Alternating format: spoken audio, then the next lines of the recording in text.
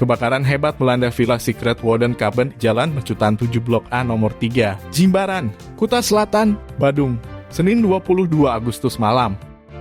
Tapelak villa yang terbuat dari kayu itu ludes. Kapolsek Kuta Selatan Kompol Iketut Sugiarta Yoga menerangkan, villa itu dihuni 4 orang, terdiri dari pemilik bernama Luciana Andi Dinar, 2 warga negara Brasil dan 1 warga negara Rusia selaku penyewa. Saat kejadian, mereka sedang pergi atau tidak berada di lokasi.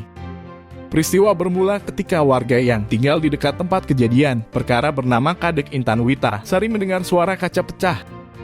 Curiga dengan suara itu, saksi bergegas keluar rumahnya untuk mengecek ke lokasi. Ternyata terlihat kobaran api cukup besar di dalam kamar sehingga Intan langsung minta pertolongan warga. Ia juga menelepon kakaknya Putu Yastriati yang merupakan pegawai housekeeping di TKP.